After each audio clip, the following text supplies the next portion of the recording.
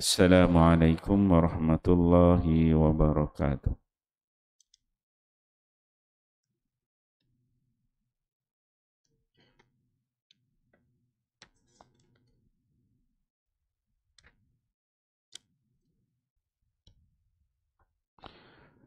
Bab ilmu dan zikir, kelebihan Al-Quran. Hadis ke-36. An Abi Mas'ud Al-Ansari radhiyallahu anhu qala qala Rasulullah sallallahu alaihi wasallam man qara'a al-ayataini min akhiri suratil Baqarah fi lailatin kafatahu.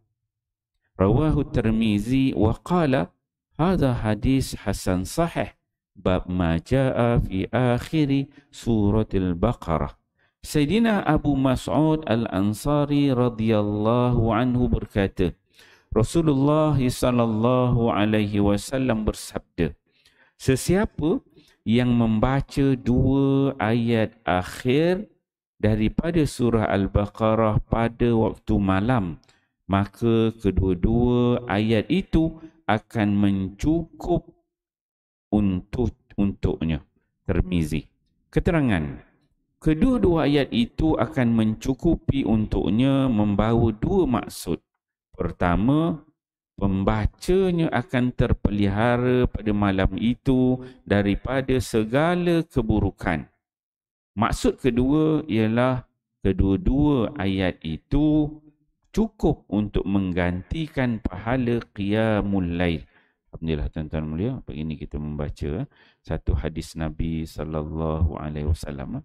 Hadis di bawah tajuk ilmu dan zikir, kelebihan Al-Quran.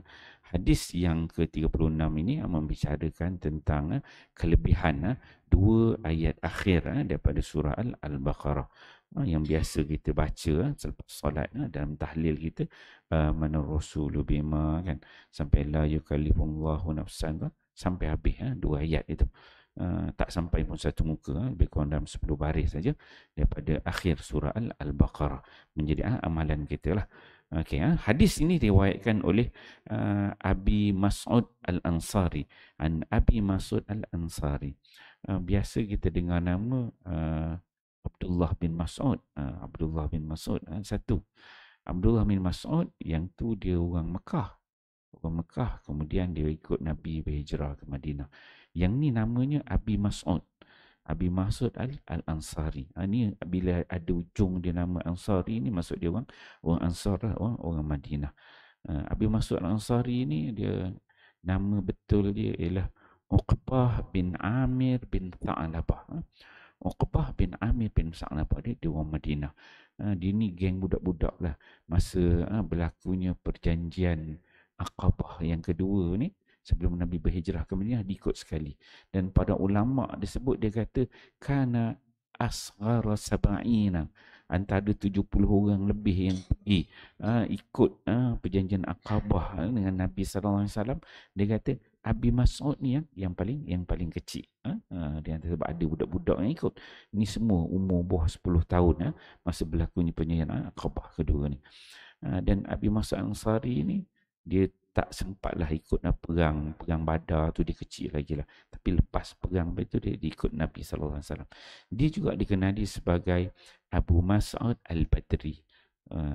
Badri ini macam Badar lah, tapi orang tanya sebab apa nama Al-Badri, sedangkan dia tak ikut perang Badar. Biasa Al-Badri ini bagi orang ikut perang Badar, tapi tak ikut.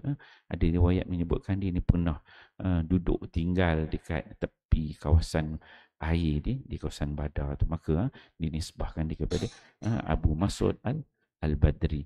Dia ni pernah satu ketika, Abu Mas'ud Al-Ansari ni, dia pernah satu ketika dia pegang cemeti dekat tangan dia pukul hamba dia, gulam dia pukul. Maka Nabi dia tegur, dia kata kamu jangan pukul, gunakan cemeti untuk pukul hamba dia. Nabi dia tegur sebab Nabi dia kata Allah Ta'ala lebih berkuasa untuk memukul. Dia ni kawan rapat lah dia ni dengan Ali bin Abi Talib. Dia orang umur kanak-kanak dia rapat. Masa zaman Ali jadi khalifah, Ali pergi ke Kufah, memimpin kat Kufah ni lah orang kanan dia, orang yang sama umur dengan dia masa kecil. Dia mati di Madinah pada 660 Hijrah, kata para ulama. Jadi dalam hadis ni Abi Mas'ud Al-Ansari disebutkan Nabi SAW bersabda, kata Nabi apa dia? Man qara'a ayatain, sesiapa di antara kamu yang membaca ayatain, dua ayat. Dua ayat itu amanah Rasul dan juga la yukallifullah. Kan? Dua ayat min akhiri suratil Baqarah, yang berada pada akhir surah Al-Baqarah itu fi lailatin, pada waktu malam. Maksudnya dua ayat ni kena jadi amalan kita untuk kita baca. Malam tu start maghrib tu boleh tak kita nak baca, ataupun dia menjadi amalan kita lepas solat maghrib kita baca, ataupun solat isya kita baca. Kan biasa kita zikir lepas solat. Jadi masukkan, sama ada kita solat maghrib ataupun solat isya, masukkan dalam zikir kita itu amanah Rasul dan juga la yukallifullah nafsan. Kan habiskan tu. Sebab apa kelebihan dia? Kata Nabi SAW, kafatahu, dua ayat ni telah mencukupi untuknya. Maksudnya dengan dua ayat ni dah cukup dah untuk dia pada waktu malam tu. Maksudnya bila masuk waktu malam tu dia baca dua ayat ni dah cukup dah. Dah cover hidup dia pada malam tu sampai pagi. Itu ulama bahas apa ni yang dikatakan kafatahu. Maka ada ulama menyebutkan bahawa yang dimaksudkan kafatahu ialah dua-dua ayat itu akan memelihara dia daripada keburukan pada malam tu. Itu yang pertama. Dan yang kedua, kata para ulama menyebutkan bahawa kelebihan baca dua ayat tu sama pahala dia dengan qiyamul lail.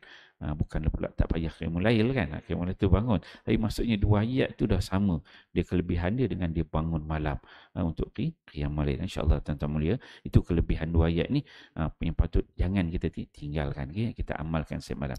InsyaAllah kita fahami hadis ini, amal dan sampaikan. Wallahu a'lam. Subhanakallah. Sallallahu ala Muhammad, sallallahu alaihi wasallam, sallallahu ala Muhammad, sallallahu alaihi wasallam.